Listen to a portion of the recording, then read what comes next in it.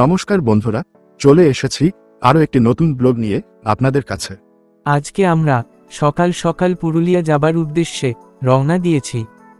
আমরা এখন পুরুলিয়ার উদ্দেশ্যে রওনা হচ্ছি সকলে মিলে। খুব এনজয় করব এই 5টা দিন।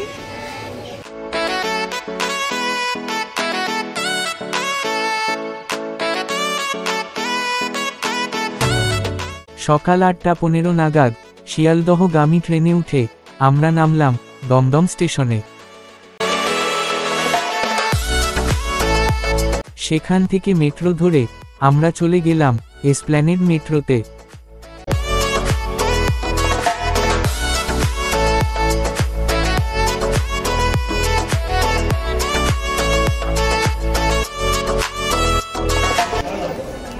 এটা হচ্ছে এসপ্ল্যানেড, যেখান থেকে আমরা হাওড়া গঙ্গাতলা দিয়ে যে মেট্রো রেল পরিষেবা যেটা রয়েছে, সুন্দর অভিনব পরিষেবা।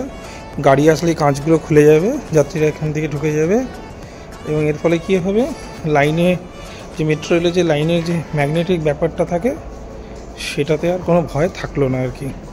যাত্রী সুরক্ষাটা ভেবে এরকম একটা ব্যবস্থা করা হয়েছে আর কি। এরপর আমরা মেট্রো করে পৌঁছে গেলাম হাওড়া স্টেশনে।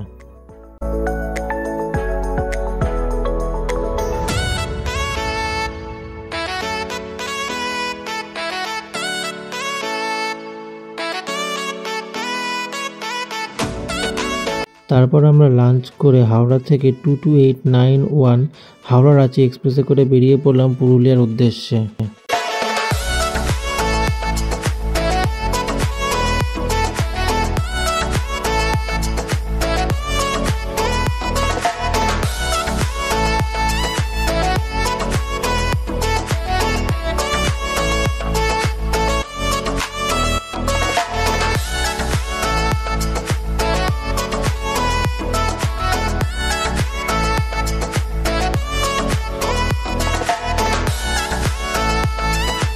ট্রেনটি তার নির্ধারিত সময় 2:22 খড়গপুর স্টেশনে এসে পৌঁছালো। আর এটি হলো সেই জায়গা যেখানে MS ধোনির শুটিংটা হয়েছিল।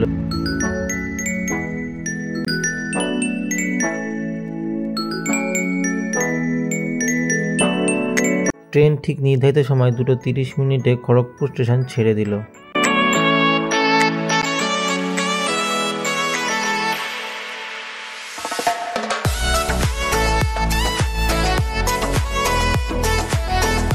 এরপর আমরা ঝাড়গ্রামের জঙ্গল ক্রস করে পৌঁছে গেলাম চাকুলিয়া নামক এক স্টেশনে।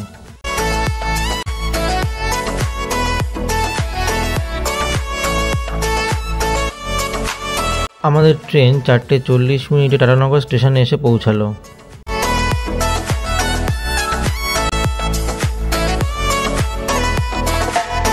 এটি হলো 20897 বন্দে ভারত এক্সপ্রেস, যা হাওড়া থেকে রাঁচির উদ্দেশ্যে রওনা হয়। এটি আমাদের অনেক আগে এখানে এসে পৌঁছে গেছিল। টাটানগর স্টেশন ছাড়ার পর থেকে পুরুলিয়ার যে পাহাড়ি সৌন্দর্য তা আস্তে আস্তে আমাদের চোখের সামনে আসতে শুরু করলো।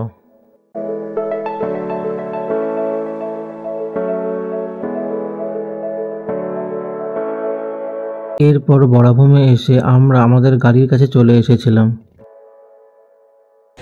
আমাদের গাড়ি, আমাদের ড্রাইভার দা হাই বলে দাও একবার।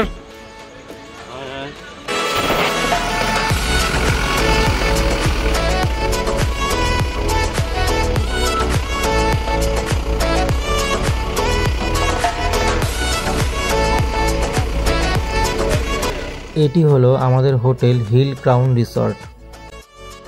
বিশ্বনাথ দা,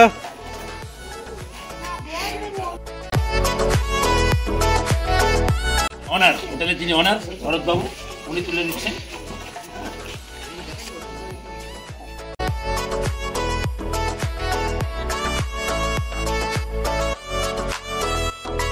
এখান থেকে হচ্ছে হোটেলের ফ্রন্ট ভিউ পাওয়া যাচ্ছে।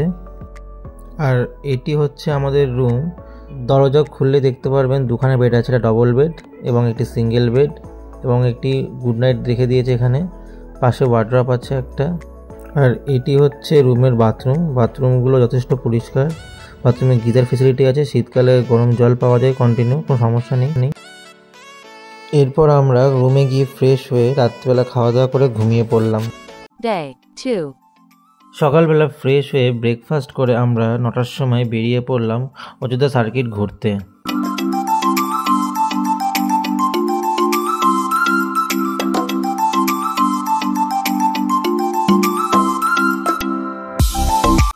আপনারা এখন যে ড্যামটি দেখতে পাচ্ছেন সেটি হচ্ছে লহরিয়া ড্যাম।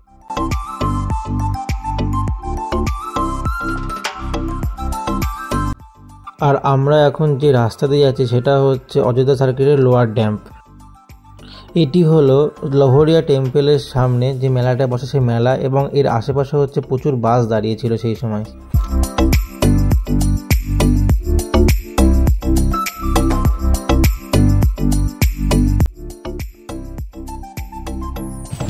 হাই, আমরা এখন লহরিয়া শিব মন্দিরে যাচ্ছি। আমরা এখন নামলাম আমাদের একটা ফার্স্ট স্পট, আমাদের থাকা নৃত্যশিল্পী কলকাতা বিখ্যাত ফেমাস। একটু দেখি মুখটা আপনার, একটু স্মাইলিং মুখ দেখে নি একটু আপনার মুখ। রে বাবা,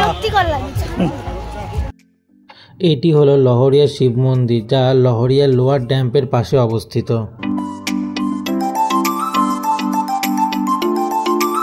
আর এটি হলো লহরিয়া রিজার্ভার।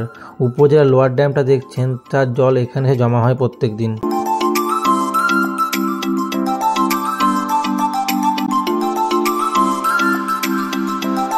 এটি হলো লহরিয়া ড্যাম ভিউ পয়েন্ট। এখান থেকে লহরিয়া ড্যামের পুরো ভিউ পাওয়া যায়।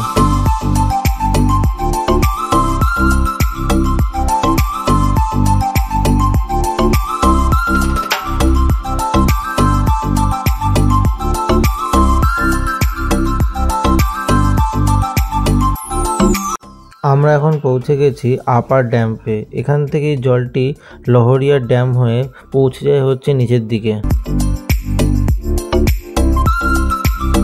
এরপর আমরা যাচ্ছি পুরুলিয়ার একটি আদিবাসী গ্রামের দিকে। এটি হলো সেই পুরুলিয়ার আদিবাসী গ্রাম। এদের বাড়ির রঙগুলো করা দেখলে আপনি বুঝতে পারবেন এদের হাতের কারুকার্যগুলো কী ধরনের।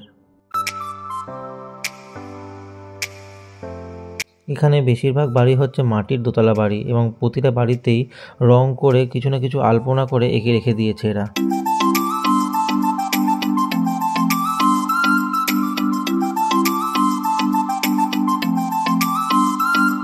এরপর আমরা পৌঁছে গেলাম মুরগুমা ড্যামের কাছে।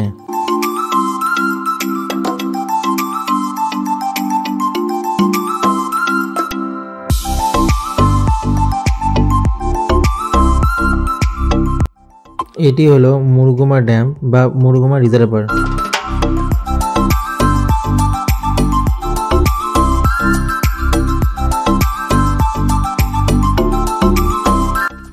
মুরগুমা ড্যাম দেখে আমরা আবার সেই রাস্তা দিয়ে গেলাম মার্বেল লেকের কাছে, মার্বেল লেক দেখতে। আর এটি হলো মার্বেল লেক। এখান থেকে পাথর কেটে নিয়ে যাওয়া হয়েছিল আপার ড্যাম লোয়ার ড্যাম তৈরির কাজে। এটি হলো পুরুলিয়ার সেই বিখ্যাত বামনি ফলস, যেটা দেখার জন্য প্রচুর মানুষ এখানে ভিড় করে আসে।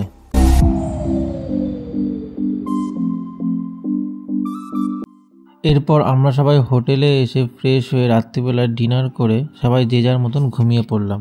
রাত্রিবেলা 11টার দিকে আমাদের হোটেলে একটি অনুষ্ঠান হচ্ছিল, সবাই নাচ গান করছিল, কিন্তু আমাদের শরীর ক্লান্তি থাকায় আমরা সবাই ঘুমিয়ে পড়েছিলাম। পরের দিন আবার এখান থেকে গড়পঞ্চকোট যাওয়ার জন্য। আশা করছি পুরুলিয়া ব্লগটি আপনাদের ভালো লেগেছে। দেখা হচ্ছে পরের ব্লগে। Thank you.